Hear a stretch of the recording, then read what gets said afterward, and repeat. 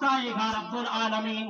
मुझे बड़ी जिंदगी के खूबसूरत 60 साल अय्याम अता फरमाए थे, मैंने ज़ाया कर दिए, मैंने बर्बाद कर दिए। हजरत इमाम गज़ाली कहते हैं लिहाजा कल क़यामत वाले दिन रोने पछताने शर्माने का कोई फायदा नहीं होगा। दुनिया मज़रातुल आखिरा, ये दुनिया जो हमारे हाथ के अंदर है ये आखिरत की खेती है। अल्लाह करीम ने हमें पूरा खेत अता फरमाया, इसको हमने अमल से आबाद करना है, वरना कल पछतावे के सिवा कुछ नहीं। कल पछतावा होगा, कल शर्मिंदगी होगी। आज जिंदगी के दिन ऐसे गुजार जाएं, कल दिल मुतमईन हो। रब्बुल आलमीन तेरा शुक्र है मैंने दिन ज़ाया नहीं किए, मैंने दिन बर्बाद नहीं किए। अल्लाह की बारगाह के अंदर दुआ करते हैं। मोहतरम मकाम हक नवाज साहब अब दुनिया से चले गए। दुनिया के अंदर मेहनत और मजदूरी करते थे, कोशिश करते थे, रिज़्क़ हलाल कमाने खाने की कोशिश की। मेरे आका इरशाद फरमाते हैं अल कासिबु हबीबुल्लाह, जो मेहनत करके रिज़्क़ हलाल कमाता है, अपने अहलो अयाल पर खर्च करता है, दुनिया वालों वो मेरा करीबी हो जाता है, वो मेरा महबूब हो जाता है, वो हबीबुल्लाह हो जाता है, अल्लाह रब्बुल आलमीन की बारगाह का करीबी हो जाता है। इसलिए बरादरान ग्रामी कदर, आइए दुआ किन लोगों की अर्श और जमीन के दरमियान मुअल्लक हो जाती है, वो लोग जिन्हें सिद्क़ मक़ाल नसीब नहीं है, यानी सच नसीब नहीं है, और वो लोग जिन्हें रिज़्क़ हलाल नसीब नहीं है। फरमाया एक बंदा आएगा, बल्कि सरकारे दो आलम सल्लल्लाहु अलैहि वसल्लम इरशाद फरमाते हैं एक चटियल मैदान के अंदर एक बंदा जा रहा है और अल्लाह की बारगाह के अंदर दुआ मांग रहा है, रब्बे जुल जलाल मुझे ये अता फरमा, मुझे ये अता फरमा। लेकिन हाल ये है कि उसकी जुबान पर सच नहीं है, उसके जिस्म के ऊपर जो कपड़ा है वो जो है रिज़्क़ हलाल का नहीं है, उसका जो गोश्त पोस्त है, उसका जो जिस्म बड़ा है वो भी रिज़्क़ हलाल से नहीं बड़ा। अल्लाह के महबूब फरमाते अन्ना युस्तजाबु लहु दुआ, उसकी दुआ अल्लाह की बारगाह में कैसे मकबूल होगी। तो दुआ उन लोगों की कबूल होती है जो अल्लाह रब्बुल आलमीन की बारगाह के अंदर रिज़्क़ हलाल कमाने वाले हो, सच बोलने वाले हो।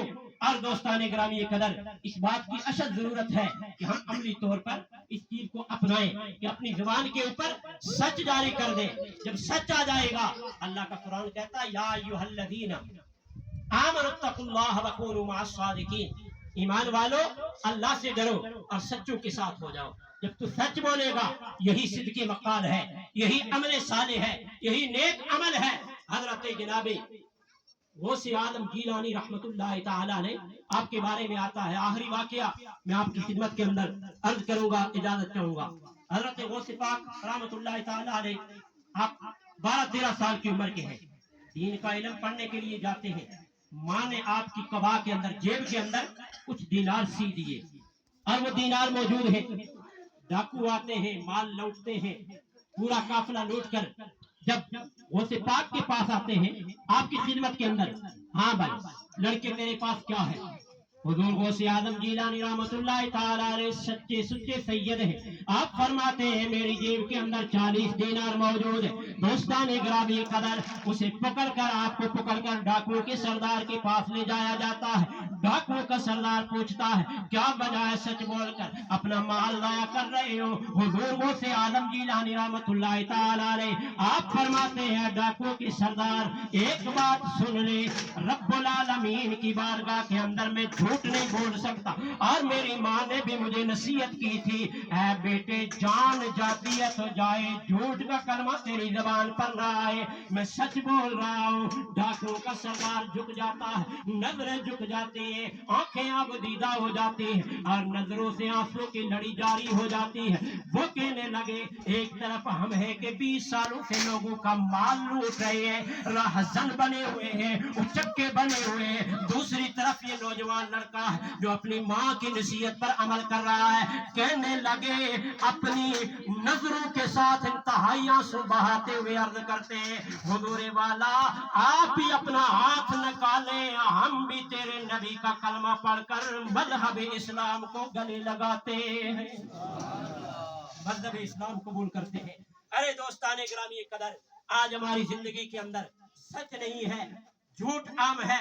छोटी छोटी बात के ऊपर हम झूठ बोलकर अपने आप को महफूज करना चाहते हैं, लेकिन मेरे आका फरमाते हैं الصدق ینجی والکذب یہلک، دنیا والوں جو سچائی ہوتی ہے یہ بندے کو پار چڑھا دیتی ہے، نجات دلا دیتی ہے، اور جھوٹ ہے وہ ہلاک کر دیتا ہے۔ حضرت غوث اعظم جیلانی رحمت اللہ تعالی علیہ آپ سچے سید ہیں، قادری سلسلہ کے امام ہیں، جب سچ بولتے ہیں ڈاکو کا سردار ہی نہیں اسلام قبول کرتا، بلکہ جملہ ڈاکو بھی کہتے ہیں اے ہمارے سردار اگر تو برائی کے اندر ہمارا امام تھا آج نیکی کے اندر بھی تو ہمارا امام ہے، لہذا ہم بھی کلمہ پڑھتے ہیں۔